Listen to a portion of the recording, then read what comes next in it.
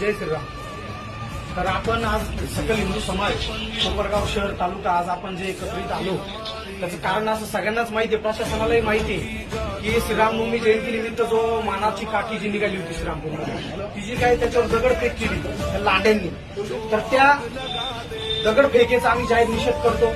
आणि आपला महाराष्ट्र आपला देश हा डॉक्टर बाबासाहेब आंबेडकरांनी दिलेल्या संविधानाच्या मार्गावर चालतो, म्हणून आज आपण फक्त निवेदन द्यायला आलो. हे निवेदन द्यायचं कारण फक्त संविधान, कायदा आणि सुव्यवस्था जी आम्हाला बिघडवायची नाहीये.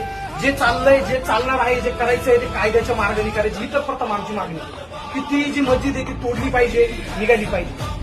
आता त्याच्याही पुढचं सांगतो, जर येत्या काळामध्ये लवकर जे अखंड हिंदू समाजाला अल्टिमेट मिळणार आहे की येत्या काळामध्ये आपण प्रशासन अल्टिमेट देणार आहे, या काळापर्यंत ती जर मस्जिद तुम्ही काढली नाही, प्रशासनाने तो निर्णय घेतला नाही, तर राष्ट्रीय श्रीराम संघ सकल हिंदू समाज अहिल्यानगर हा पूर्ण मोठा निर्णय घेणार आणि एक दिवस तिथं कार सेवा घडणार. ती घडणार म्हणजे एवढ्या आठवड्यातच घडणार. तर प्रशासनाचं फार कमी मार्गाने. आणि आता आमचे हात जोडून प्रशासनाला विनंती की ती मस्जिद निघाली पाहिजे. ती मस्जिद निघाली नाही तर ती लवकर कार सेवा घडत. आणि दुसरी गोष्ट म्हणजे सागर भाई यांनी सगळ्यांना आवाहन केलेलं आहे की आपला जो अखंड हिंदू समाज आहे कोपरगाव शहर तालुका, ज्या वेळेला आपल्याला हा मेसेज येणार आहे ते कार सेवा घडण्याचं, आपल्याला एक पवित्र काम करण्याचं, कार्य करण्याची आपल्याला संधी मिळणार आहे.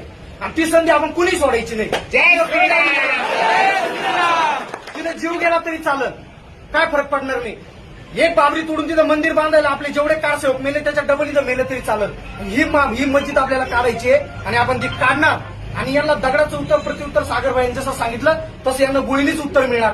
ते फक्त लवकर येत्या काळात लवकर समजणार आहे. आम्ही फक्त आज प्रशासनाला जी विनंती करायला आलेलो आहे ती फक्त संविधानाच्या मार्गाने करायला आलेलो आहे आणि आम्हाला नक्कीच न्याय मिळेल अशी आम्ही